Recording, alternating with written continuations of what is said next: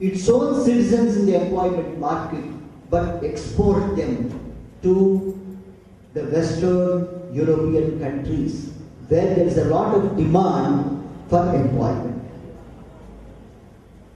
You must seize hold of this opportunity. And the only way you can seize hold of this opportunity is by seeing to it that there is no mismatch between the theoretical education which you pass through and the practical training which you have to necessarily undergo. Here is a message for your teachers also. A syllabus places a number of items before the teacher and the student. More items than challenges. How is a teacher able to convert it into a challenge is a question before the teacher. How are the students able to motivate the teacher to turn it into a challenge for him and for them is a big question before the students. The students should be in a position to offer adequate challenge to the teacher in the classroom by questioning him, by raising questions about the practical implications of the subject, by asking that they be trained in the practical components of the curriculum, by asking that they be taken to the various industrial units for observation visits.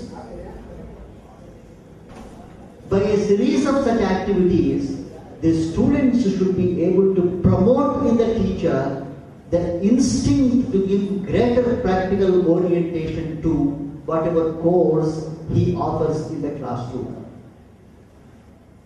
Everything is possible through a proper classroom dynamics.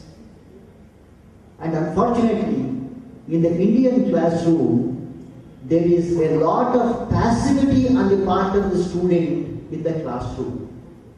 He is like a dumb mule sitting in the classroom, listening to the lecture and not reacting to it the moment a particular idea is mentioned by the teacher. Such a reaction the student assumes is rebellion, and the teacher assumes is hot-headedness on the part of the student. Both these attitudes are wrong. They should be dispensed with. A student's sense of curiosity, when it is provoked in the classroom, it does him a lot of good. And therefore, try to raise questions. Try to make the classroom a participatory activity. Let there not be a hierarchy on the part of the teacher for the whole duration of 15 minutes or an hour.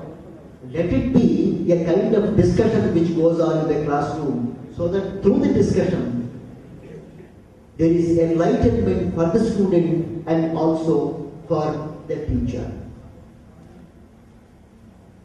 That is something for which the young student will have to prepare himself from now onwards, so that this spirit of passive acceptance is given up, and the spirit of an active mind at work during the whole duration of the class is acquired. That is one important thing for the personality development of the student and for the radiance, inner radiance of the student to come out. Now when you enter an organization tomorrow, what are the things required on the part of a manager? A manager is one who enriches an organization. What is enriching an organization? Don't look at this word enriching in entirely commercial terms. Enriching would also mean giving a value orientation. Enriching would mean adding to the profits of the organization, adding to the value orientation of the organization, making that organization a good social network, and so on and so forth. Now, I outlined to you the need for raising questions in the classroom and making the classroom a veritable participatory activity. What would this lead to in the employment market tomorrow? when you turn yourself into the role of a manager, what is it that is required on your part to do? This is an accepted industrial practice today. When you set in motion a particular process in an industry, at every stage, what is required on your part as a manager is to obtain feedback. The feedback mechanism is something which gives scope for an ability to revamp the organization, to give the organization result orientation, to increase the productivity of the organization. Now in the 21st century, there is yet another important component in which students have to train themselves as tomorrow's managers. And that is adoption of technology. Without the adoption of the latest technology, no organization will really be able to survive in the global environment. As young students, you must by now have been acquainted with concepts like total quality management, case study approach, the Kaizen model of management, and so on and so forth. What exactly do these concepts involve for you? When there is a project before you, when you take up a particular assignment, the first important component is project planning. Project planning would involve a manager knowing how such projects are executed elsewhere. Private industry, mind you, takes into consideration not so much your brilliance, but your experience. They rely upon your experience because what is important for them is that when you plan a project for them, a lot of pre-planning exercise is involved. And that pre-planning exercise will have to take into account an experience-based version of how a project can be planned, how projects were successfully planned, where projects which were not properly planned failed, and so on and so forth. So pre-planning to planning to execution, all these would involve the market survey. When a student of management places himself in the task of working on a project, a very simple project given to him by his teacher, he must take into consideration all these components. The technology know-how, what is the platform on which this project can be executed? The technology know-how required, the quality assurance mechanism that needs to be built into the project, because ultimately when you bring out a particular product and if that product is lacking in quality, it is not accepted by the market. And then quality is something that is not a day's phenomenon. Today you produce a product which is 99.2% pure, and tomorrow Pfizer or some other organization would produce a product which is 99.4% pure. The levels of purity change over a period of time because constant research goes on into the activity of planning greater and greater refinement of the products produced. That is one area upon which the students will have to concentrate when they execute small projects. So whatever small project that you take up, like inventory control mechanism in an industry, like HR movement in an industry, like technology upgradation in an industry, whatever project you take up, it is not as though that project is limited to that particular organization which you visit.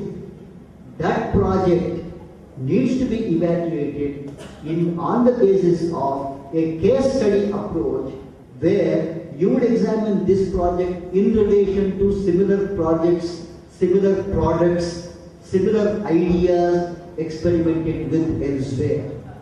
In other words, a comparative study is an inevitable component of any project work execution, which students sometimes fail to take note of because they are mainly focused upon what is at hand before them and how soon they can finish it and how soon they can start relaxing. Mind you, at the undergraduate level, because it is a course spread out over a period of 2-3 years, students tend to think that there is a lot of leisure at their disposal.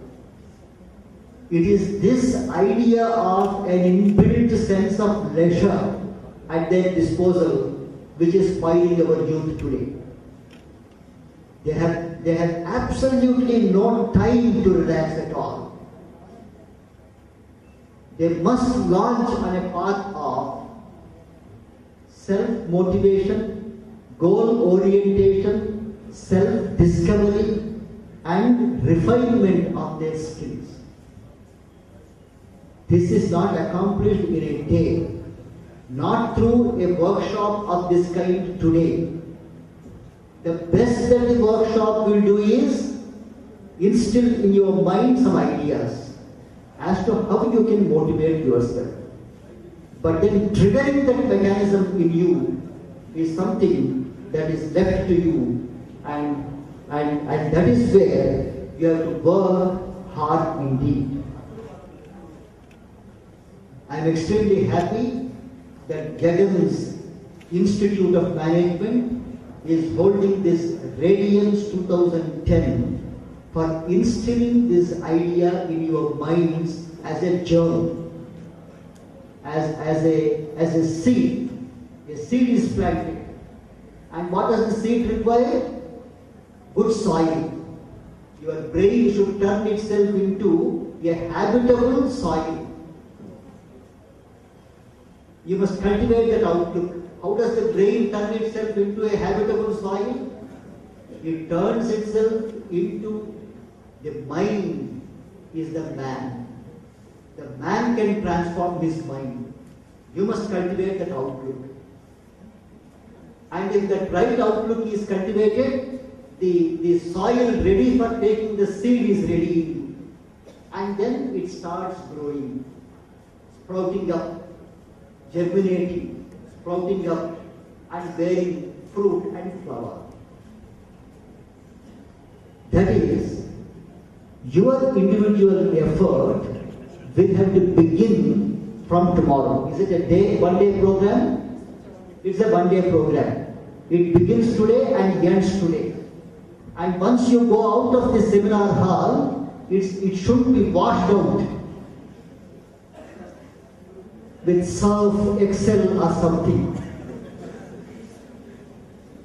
It should start buzzing in your minds like a bee. Then only you would be on the launch pad for growth. I'm quite sure you would take the contents of this workshop very seriously and prepare for yourself that launch pad for your individual growth. And what does the collective individual growth of all the students lead to? The collective good for humanity, the collective social good, the collective agricultural good, the collective economic good. So, through a collective individual good, collective economic good of the nation will be developed. And towards that development, we must turn actively, without any more sense of lethargy. So thank you very much, and I thank Mr. Visweswara Rao and JAGAN'S group of institutions for giving me this opportunity to address our young students.